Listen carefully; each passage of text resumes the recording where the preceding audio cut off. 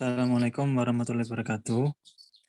Kami dari kelompok 1 Budidaya Pakan Alami ingin memberikan dan menyajikan beberapa informasi mengenai kultur dan isolasi fitoplankton Ischioris galbana. Kelompok kami terdiri dari 6 orang. Yang pertama adalah Rizky Firdausi, yang kedua saya, selanjutnya Atala Rafila Khalda, Mujib Rohman, Ijil Taki, dan Asa Maharini Laluna. Next. Mikroalga.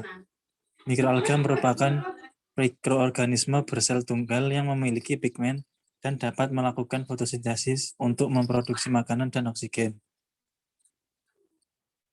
Klasifikasi Ischorisis galbana.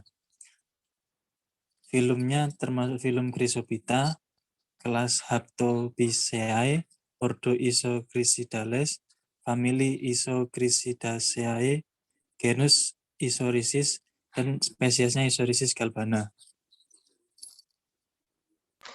Morfologi Ischorisis galbana, ukurannya sangat beragam dari 1 hingga 50 mikrometer, dengan bentuk yang bervariasi, seperti bulat, oval, memanjang, dan menyerupai rantai.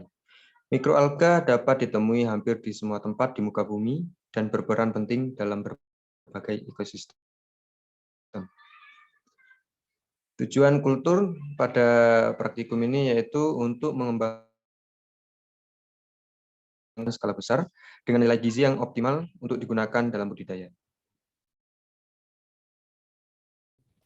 Tahapan-tahapan kultur Ischorisis galbana adalah sebagai berikut.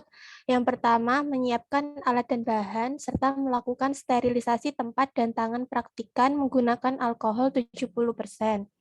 Yang kedua, menyiapkan labu Erlenmeyer berukuran 1 liter dan menambahkannya dengan air laut komersial atau algal. Lalu yang ketiga, menambahkan sebanyak 0,750 liter kultur stok secara aseptik dan terkontrol di dalam labu Erlenmeyer. Yang keempat, mensterilkan larutan makronutrien dalam autoklav pada suhu 126 derajat Celcius selama 20 menit. Lalu memasukkannya ke dalam labu Erlenmeyer. Makronutrien sendiri merupakan sumber nutrisi utama untuk pertumbuhan Ischorisis galbana. Lalu yang kelima, mengukur konsentrasi kalium nitrat menjadi 4,0 mm. Lalu yang keenam, mensterilkan larutan mikronutrien dengan cara menyaring menggunakan filter berukuran 0,22 mikrometer. Lalu menambahkannya ke dalam labu Erlenmeyer. Mikronutrien sendiri sama dengan makronutrien, yaitu sebagai nutrisi utama untuk pertumbuhan Ischorisis galbana. Lalu yang ketujuh, yaitu menanam dan melakukan penyinaran kultur secara terus-menerus dengan menggunakan penyinaran sebesar 100 mikromol foton per meter per sekon. Lalu yang kedelapan, memberi lampu neon pada permukaan kultur dengan suhu 25 kurang lebih 1 derajat Celcius dan memberi aerasi sebesar 0,5 ppm.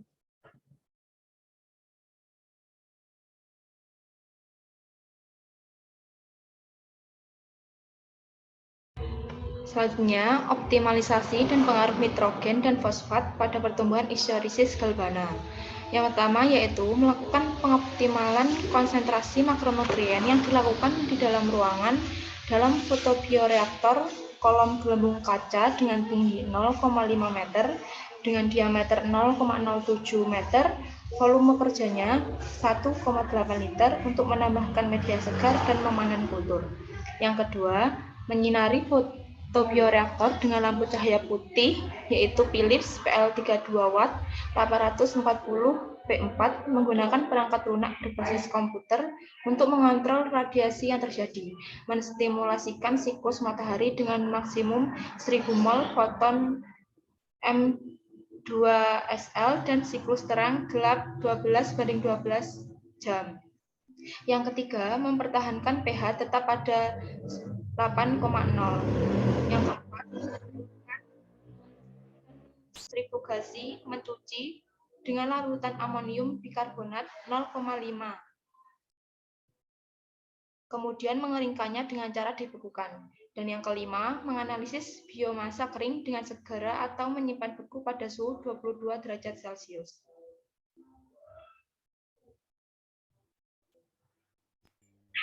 Lalu yang selanjutnya yaitu kajian pupuk pertanian sebagai sumber hara makro dan mikro. Setelah mengoptimalisasi pengaruh nitrogen dan fosfat, maka perlu dilakukan evaluasi penggunaan pupuk pertanian sebagai sumber alternatif. Cara evaluasinya yaitu sama seperti optimasi makronutrien di atas. Namun, untuk media kultur terdapat sedikit perbedaan, yaitu pada kultur kali ini menambahkan pupuk yang berbeda pada konsentrasi nitrat 4,0 dan konsentrasi fosfat 0,22 mm.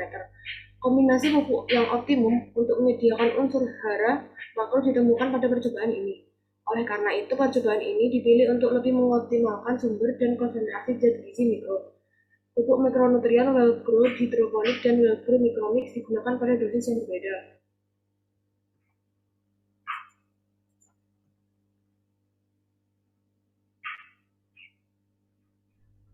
Sekian dari kelompok kami, kurang lebihnya mohon maaf. Wassalamualaikum warahmatullahi wabarakatuh.